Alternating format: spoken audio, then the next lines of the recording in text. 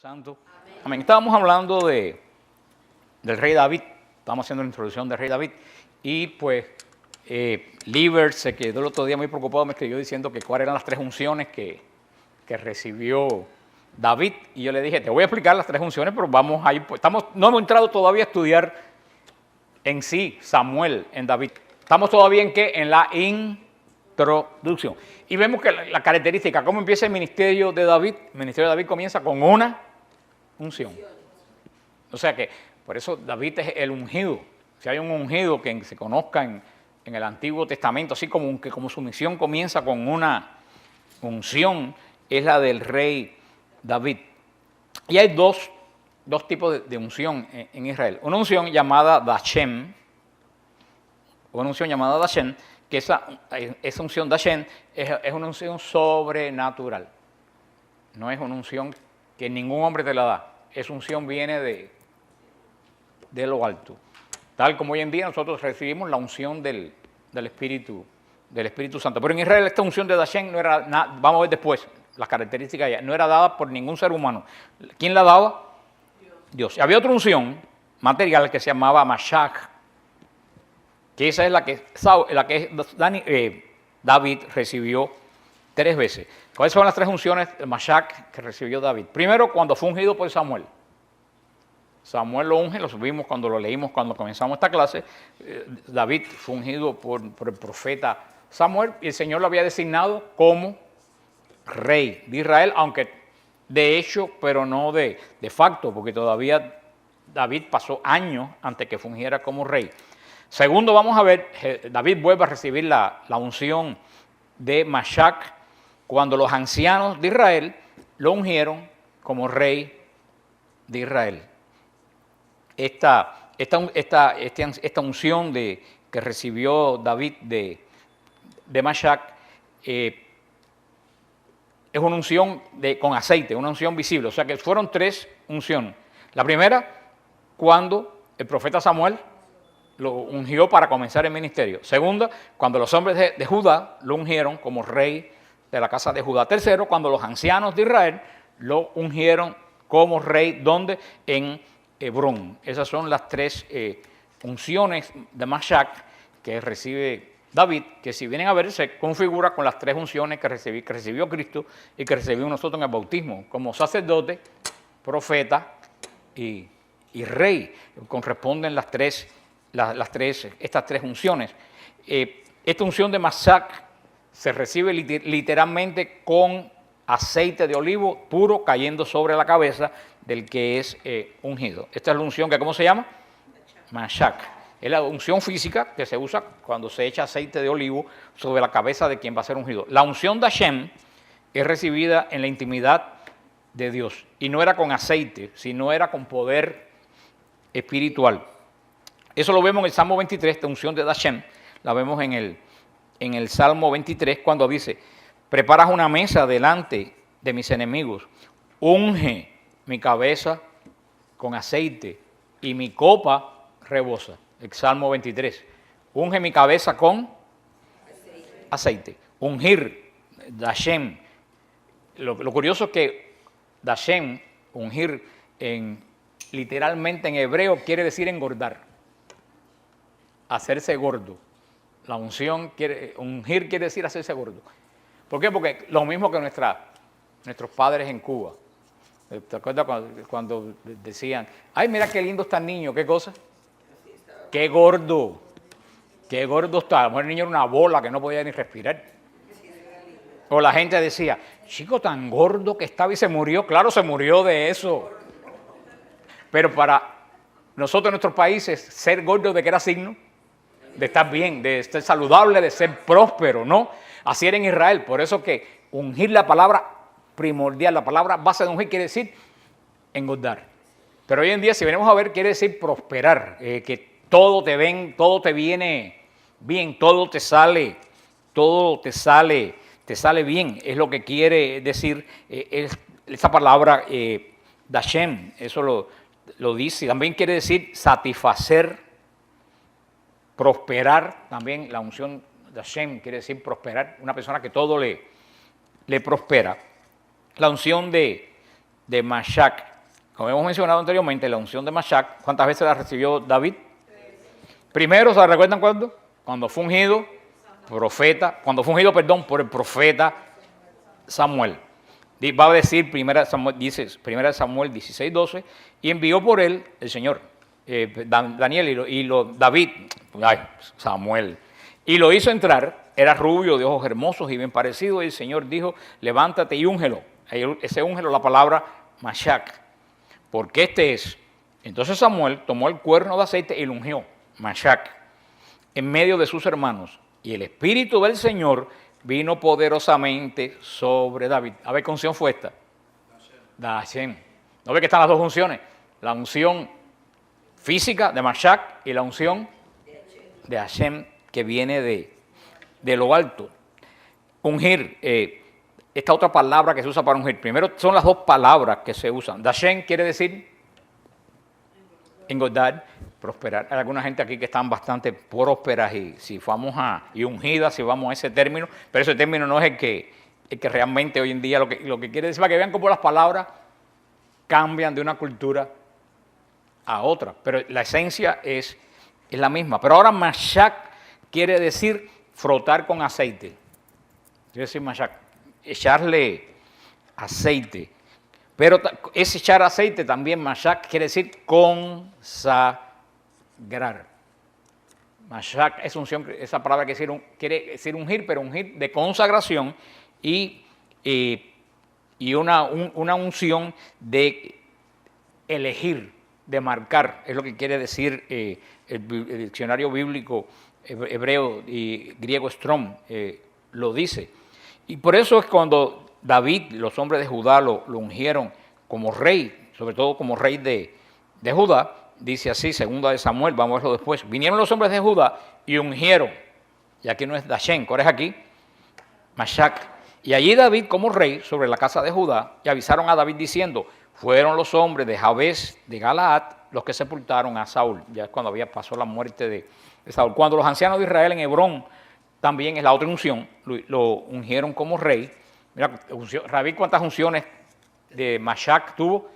3 unciones. Dice Samuel, vinieron pues todos los ancianos de Israel al rey en Hebrón, y el rey David hizo un pacto con ellos. Y en Hebrón, delante del Señor, luego lo ungieron Mashiach a David como rey de Israel. Esta unción Mashiach es para consagrar. Una es para prosperar y la otra es para consagrar, para hacer que eso que cae en la unción es propiedad de Dios. La unción en Israel era muy importante. El aceite de la unción en Israel se guardaba en un vaso en el templo que era un vaso santo.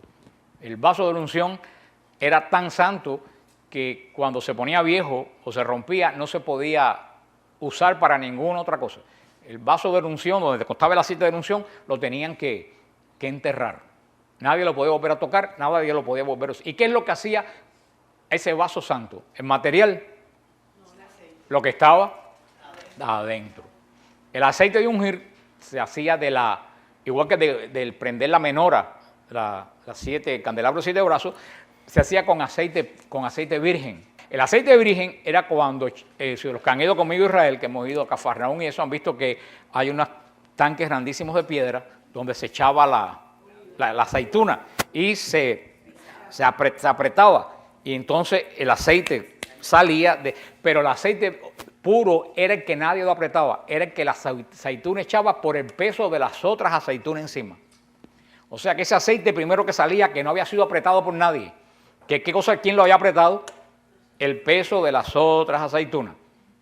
No, ninguna piedra lo había tocado, ninguna mano. Ese aceite que se recogía y se prendía la menora y se usaba para ungir. Eso era aceite virgen, aceite puro. Era un aceite que nadie trabajó en su elaboración. El aceite solo, por eso era tan preciado ese primer aceite sobre todo en el monte de los olivos, que era donde se sacaba y ese aceite, porque imagínense, ese aceite no era mucho.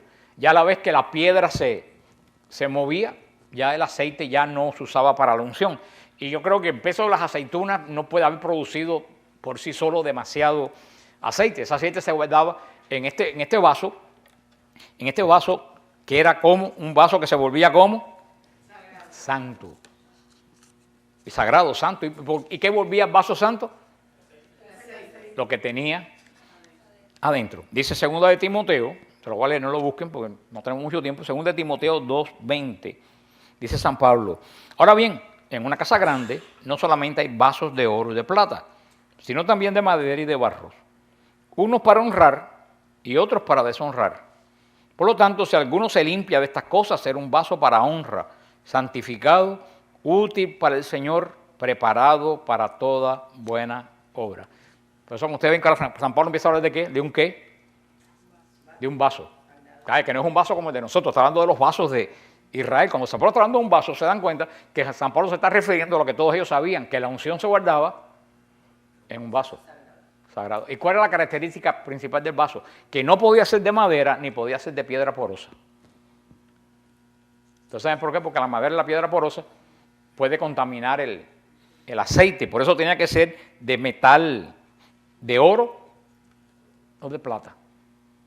Por eso es que los cálices, Papa insistido tanto, Papa Benedicto, no pueden ser de madera ni pueden ser de otro material. Tiene que ser el forrado adentro de oro o de plata, como los vasos de Israel. Y por eso que los vasos sagrados se vuelven santos, no por lo que son, sino por lo que contienen. Y San Pablo dice que nosotros somos como los vasos. Tenemos una unción, pero esa unción la podemos ensuciar de acuerdo a qué? Al material que nosotros estamos hechos. ¿Y de qué material espiritual estamos hechos? De nuestras acciones, como dijo Lucía. Tú ves que cuando uno empieza a ver estas cosas, las lecturas que dice Pablo empiezan a tener un sentido, ¿no? Cuando hablan de un vaso, San Pablo está hablando de algo que la gente conocía, pero que nosotros no conocemos. Entonces la entendemos con mentalidad del siglo XXI, pero entonces perdemos lo que está diciendo. La unción de Mashiach consagra a los vasos santos, vasos que están limpios. Por eso, para recibir la unción de Mashiach, primero se necesita conocer y experimentar la unción de Dashem. Si tú no recibes primero la unción de Dashem, tú no puedes recibir la unción de Mashiach. Porque el vaso, como tiene que ser, limpio y santo, ¿no? Pero para que el vaso sea limpio y santo, tiene que tener la primera unción, que es la primera unción que te da Dios. Bautismo, y no solo bautismo, porque hay vasos que se vuelven a definitivamente ensuciar. Pues el bautismo estaba en la puerta, pero que se quede con la unción del bautismo, pues es unción. Una persona bautizada y ungida con todas las unciones del bautismo, ¿ya está santa y limpia para toda la vida? No. Esta es la unción que te da el Espíritu Santo a ti personalmente cuando tú la pides. O sea que esa unción viene sobre nosotros, que es una unción. O sea, lo que quiero darles que ustedes entiendan que hay dos unciones. Una que viene de arriba y otra que viene de nosotros. Una prospera y la otra consagra. La otra consagra. Pero las dos unciones son importantes. También dice, también vemos aquí, es muy importante, por esto yo lo digo saltar, pero es importante. Primera de Samuel 17:34 dice así. Esto lo vamos a volver a ver cuando lleguemos a Ecbatana. Pero David respondió a Saúl: tu siervo apacentaba las ovejas de su padre, y cuando un león o oso venía y llevaba un cordero del rebaño, yo salía tras él, lo atacaba y lo rescataba de su boca. Y cuando se levantaba contra mí, lo tomaba por la quijada, lo hería y lo mataba. Tu siervo ha matado tanto al león como al oso. Y ese filisteo incircunciso será como uno de ellos, Goliat, porque ha desafiado a los escuadrones del Dios viviente. Vemos como un ungido tiene poder ¿para qué? Para destruir los agentes, los príncipes de la impiedad, aquello que viene, que no es de Dios, que viene a atacarte. Porque eso el león, lo dice Proverbios 28:15, león rugiente y oso hambriento es el príncipe impío sobre el pueblo pobre. O sea que Proverbio pone león y oso como ¿qué? Como alguien que tiene poder y es impío. O sea que no tiene nada de santo. Son los principados que San Pablo va a hablar en Efesios 6:12. Cuando San Pablo dice, porque nuestra batalla no es contra sangre ni carne, sino contra principados y contra potestades, contra los poderes de este mundo de tinieblas, contra las huestes espirituales de maldad en las regiones celestiales. O sea que un ungido, como era David, ¿cuál es la característica que tiene? Que puede combatir al impío y ¿qué? Y vencerlo. Eso fue que el primer impío que combatió David, evidentemente, eran los osos y los leones. Pero después se fue preparando en esa batalla para enfrentarse al impío más grande. ¿Quién era el impío más grande? Goliat, que era el que representaba el poder opresor de Israel, el que nadie podía derrotar. Y por eso David lo derrota con una simple piedra, porque no es su fuerza. Por eso le dice David, está muy claro de qué cosa es cuando le dice a David, le dice a Goliat, tú vienes para mí con todas esas armaduras, pero voy para ti en el nombre del Señor de Israel. ¿Cómo hizo David para que Dios le diera la unción de Dashem, que es la más importante? Vamos a ver, antes de terminar, en media hora, en 20 minutos, nos quedan los 7 procesos que pasó David para recibir la unción de Dashem. Parece que la otra unción él recibió de hombres. Esta es la unción. ¿Cuál es el primer proceso que pasó David para recibir la unción de Dashem? Fue amigo de Dios. David fue amigo de Dios. Por eso en el Salmo 23, que es uno de los salmos más hermosos de David, él dice, el Señor es mi pastor, nada me falta. O otro salmo, creo que es el 27, que dice, el Señor es mi fuerza y salvación. David expresa en los salmos quién es Él. Cuando lleguemos a los salmos los vamos a ver. Pero vemos que primero David era, ¿qué cosa? Amigo de Dios. Pero David, cuando piensa en Dios, él piensa en Dios como pastor. ¿Por qué? Porque David, ¿qué cosa era? Pastor. Y dice David, nosotros tampoco tenemos un mecanismo de lo que es un pastor. David decía, yo soy un pastor, ¿y cuál es la función mía como pastor? Cuidar que los lobos no se coman las ovejas. ¿Cuál es la otra función del pastor? Hacer que las ovejas siempre tengan comida, moverlo de pastos en pastos. Por eso que dice, me apacienta en verde prado. David sabía lo que hablaba, él movía las ovejas siempre están comiendo, y cuando se acaba la comida se quedan ahí. Son animales bien escasos de mente. Por eso el pastor, cuando sacaba la hierba en un lugar, tiene que llevarse la oveja para un lugar donde haya pastos buenos, tiene que proveerle comida. Un pastor le da seguridad a la oveja. Acuérdate que las ovejas estaban los lobos alrededor del rebaño, y los lobos por la noche aullaban. Entonces el pastor tenía un silbido, un grito, que cuando el lobo aullaba y las ovejas tenían miedo, el pastor hacía el silbido o el grito y las ovejas dejaban de tener miedo. Era como el pastor diciéndole, si el lobo está aullando, yo estoy aquí. Por eso que Cristo dice, mis ovejas conocen mi voz. Eso es lo que quiere decir. ¿Por qué las ovejas no tenían miedo? Porque cuando el pastor gritaba, sabía que el pastor estaba con ellos y que el lobo no iba a poder entrar. Cosa que uno se pierde. Por eso David es amigo de Dios, porque relaciona a Dios con su trabajo. Dice, si yo hago esto con las ovejas, el Señor tiene que hacer eso Por eso dice, el Señor es mi pastor. A una oveja que tiene pastor, ¿qué le falta? Nada. Tiene comida, tiene agua, tiene seguridad, tiene guía. Por eso dice David, el Señor es mi pastor. Cuando no entendemos eso, perdemos el sentido la amplitud de lo que está diciendo. Una simple frase, el Señor es mi pastor. Nada me falta, ni el lobo me va a atacar, ni la comida se me va a acabar. Pastor se quiere decir Ra'a.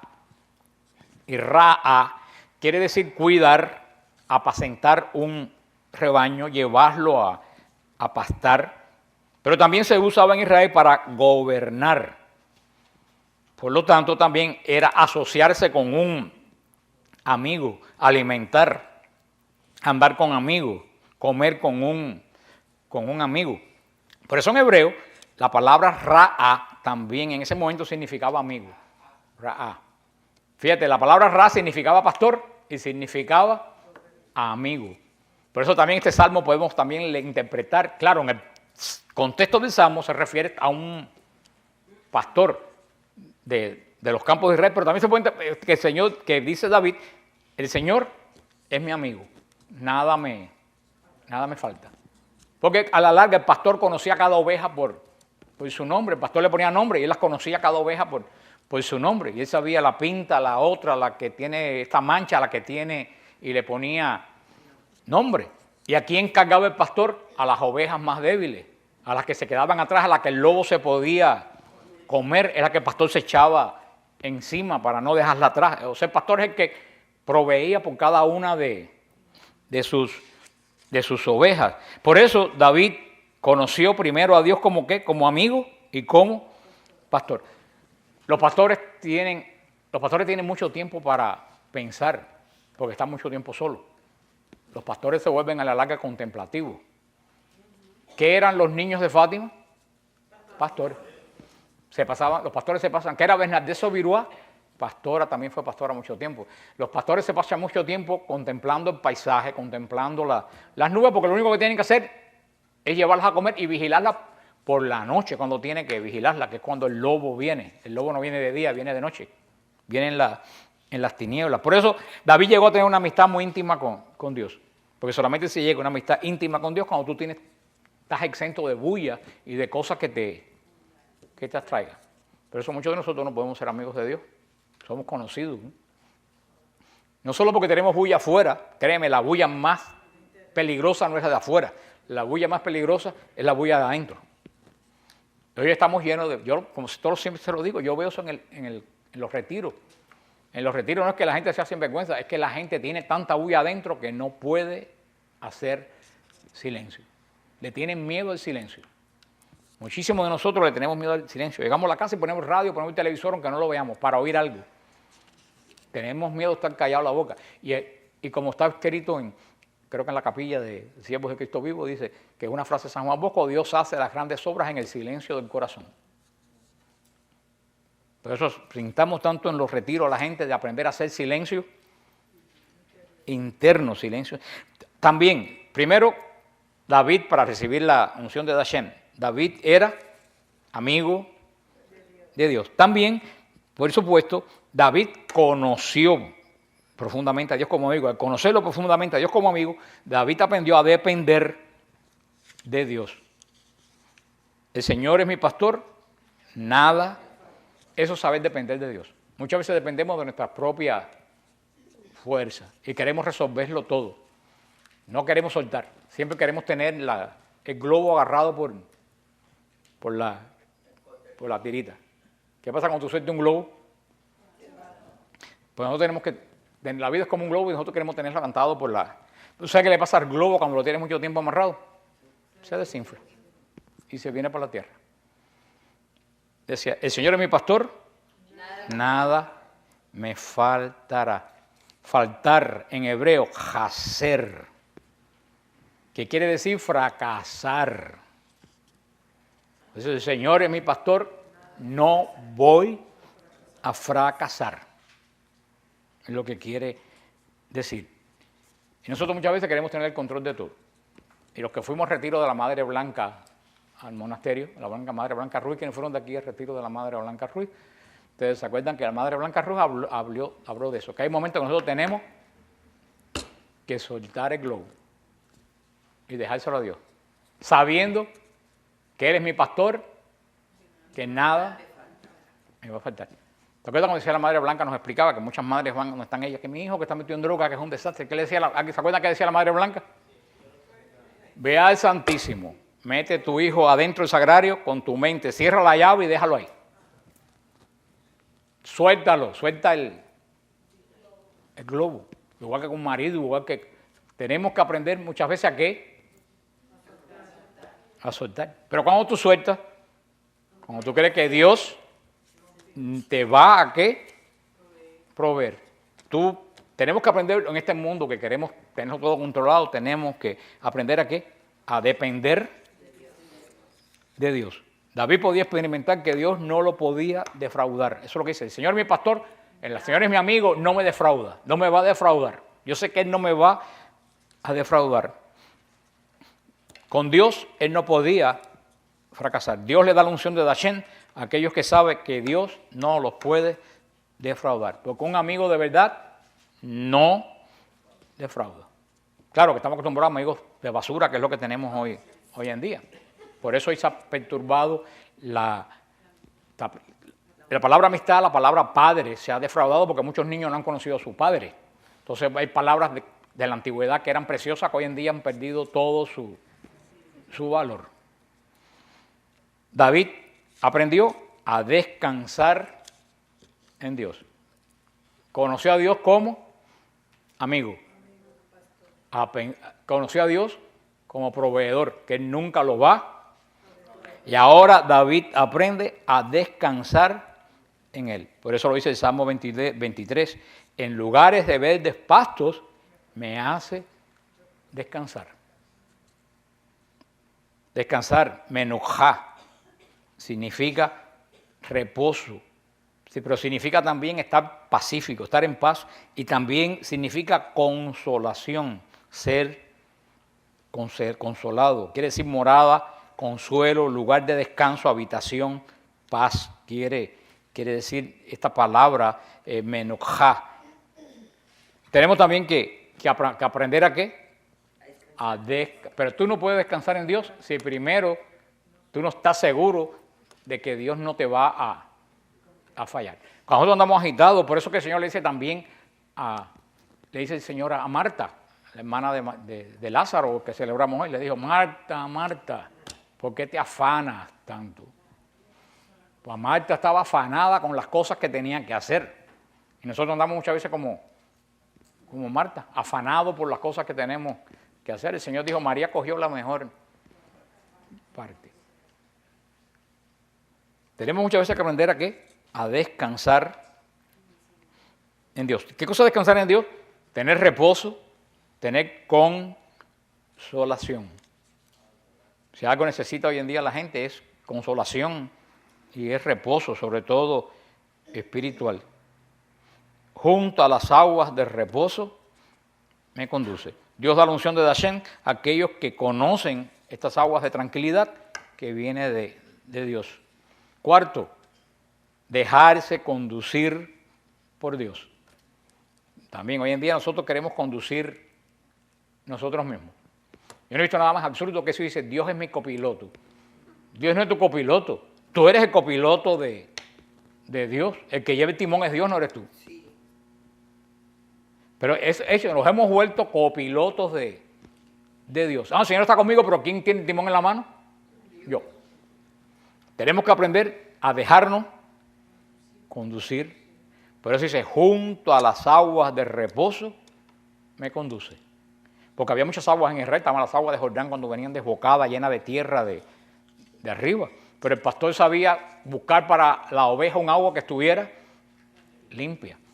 No es solo las aguas, hay que ver qué agua tú estás tomando, si, como le pasaba a la samaritana, si estás tomando agua caliente o agua sucia, siempre le dijo a la samaritana, dame de esa agua pura para no tener más nunca que venir a buscar esta agua caliente. Es lo que dice la samaritana. Muchas veces no estamos tomando agua caliente en la vida de conducir, quiere decir en hebreo nahal. Nahal. ¿Y qué quiere decir nahal? Fluir. Quiere decir correr como una chispa. Cuando una chispa se prende, que se dice ¡pap! Eso quiere decir nahal. David sabía reconocer el fulgor de Dios y se sabía dejar conducir donde tú quieres. Llévame, como dijo también Isaías. ¿A quién voy a enviar? El que dijo Isaías, mándame a mí. ¿Isaías sabía dónde le iban a mandar? No. Abraham sabía dónde iba cuando salió de la tierra, de su herencia. No. Son gente que aprendieron a qué? A dejarse conducir por Dios. Quinto, nada más que nos quedan dos. Dejarse restaurar por Dios. Restaurar. Lo dice el Salmo 23. Mira cómo hay cosas en el Salmo 23. Él restaura mi alma y me guía por senderos de justicia, por amor de su nombre. Él restaura mi alma. Restaurar es, quiere decir, shup. Quiere decir volverse. Volverse. Volver a como tú eras. Cuando tú vas a restaurar una estatua, ¿qué es lo que tú haces si restauras una estatua? La dejas como era. La estatua se le cayó un brazo, se dañó, se arañó, perdió la pintura y tú la llevas no a una estatua nueva, sino a como ella originalmente lucía. Que restaurar una casa es quitarle las cosas modernas que le has puesto y volver al piso que tenía originalmente, poner las ventanas que lleva. Tenemos que dejarnos restaurar por Dios. ¿Y qué cosa es restaurarse por Dios? Dejarnos llevar a como nosotros éramos en el principio. Como nosotros éramos a nuestra figura, que era volver a ser semejanza de Dios. Tenemos que dejarnos restaurar por Dios. Toda alma puede ser restaurada por Dios. Pero ten cuidado, porque cuando hay una restauración en una casa, ¿qué es lo que pasa? Hay cosas escondidas también, pero también es razón, pero también cuando hay restauración en la casa hay incomodidad. La casa está llena de polvo, hay cosas que quitaron y no todas las cosas las tienen metidas en cajas en otro. Es verdaderamente incómodo, hay que tumbar cosas. O sea, un proceso de restauración no es doloroso, no es cómodo. Pero al final, ¿cómo queda lo que está restaurando? Nuevo y bonito, como era en el principio. Pero por eso la restauración de Dios, muchas veces el proceso de restauración es muchas veces doloroso. Porque te tienen que quitar, como dice Lucía, te van a encontrar muchas cosas que no pertenecen a la figura tuya original. Y lo más importante, restaurar también es quebrantar. Si hay una pared que no iba y tuvieras que restaurar la casa como estaba, ¿qué es lo que tienes que hacer? Tumbar la pared. Es quebrantar. Eso fue lo que yo le expliqué a ustedes, lo que es el quebrantamiento, que muchas veces uno dice, ¿por qué me pasan todas estas cosas? Y todas estas cosas te pasan porque Dios te está quebrantando para quitarte las cosas que hicieron una persona de ti que tú no eres. Ahora el quebrantamiento duele. Y se recuerdan el cuento que yo hice del padre Villaronga, el ejemplo que puso, que el padre Villaronga decía que imagínate una hipotética que ponían que Miguel Ángel encontró un pedazo de mármol y él vio en el pedazo de mármol a David. Porque David estaba adentro, él lo vio, era un pedazo de mármol cuadrado, pero él vio a David ahí y miró el pedazo. Nosotros no lo podemos ver, pero el artista cuando lo vio lo que había ahí, lo que podía sacar. Y Miguel Ángel empezó a decir para el Villaronga, imagínate, él pone hipotéticamente que el mármol le pusiera a dar gritos. Ay, me duele. Y que entonces Miguel Ángel hubiera dejado él puso el ejemplo de la piedad.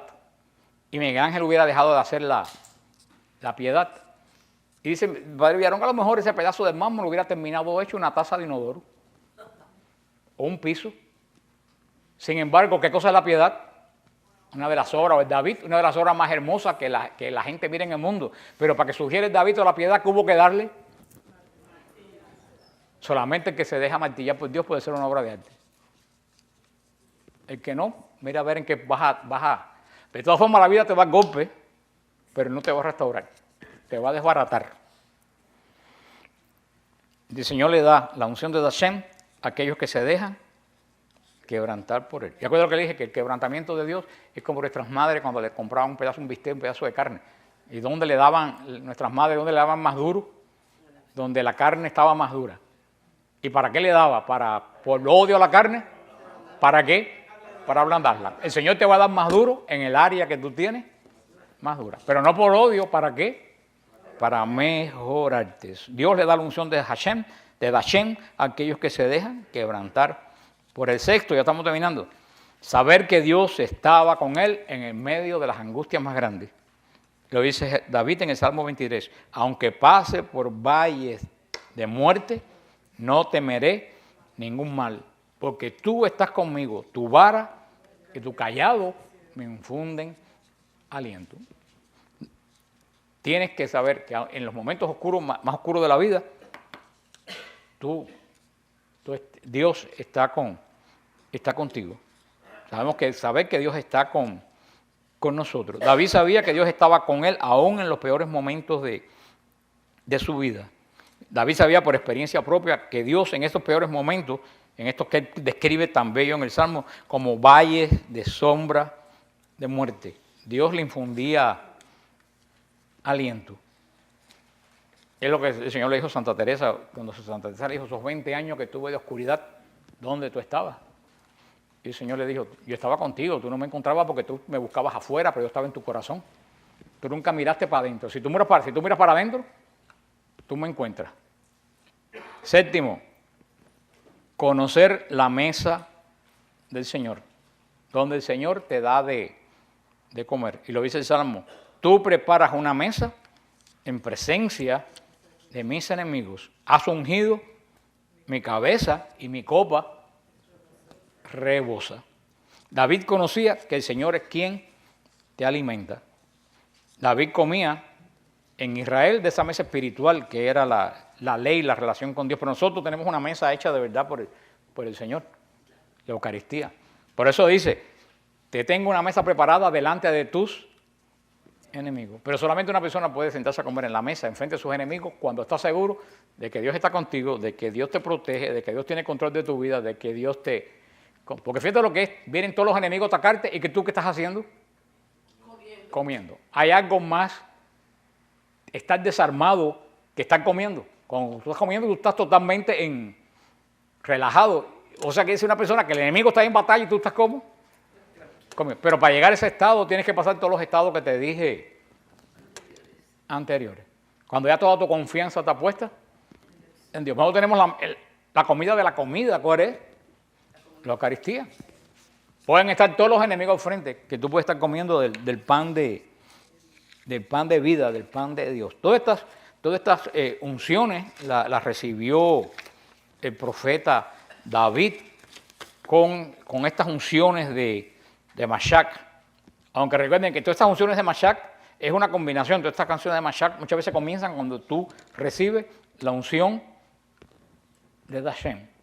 Hoy en día para nosotros recibimos tanto la unción de Mashach, la recibimos, como dijo Lucía, en el bautismo, en la confirmación, en el orden sacerdotal. O sea que esa unción de Mashach ya casi todos recibimos. Que nosotros recibimos ahora continuamente unción de Dashem. Es la unción cuando el Señor da unción de lo alto en cualquier momento de tu vida. ¿Qué cosa es la unción de Dashem hoy en día? Cuando el Espíritu Santo viene sobre ti. Y el Espíritu Santo viene sobre ti en montones de situaciones difíciles en tu vida con diferentes unciones.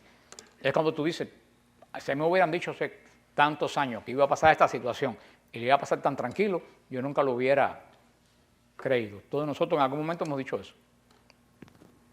Porque, por ejemplo, cuando a mí me dijeron, el doctor se sentó frente a mí y dijo, tienes cáncer.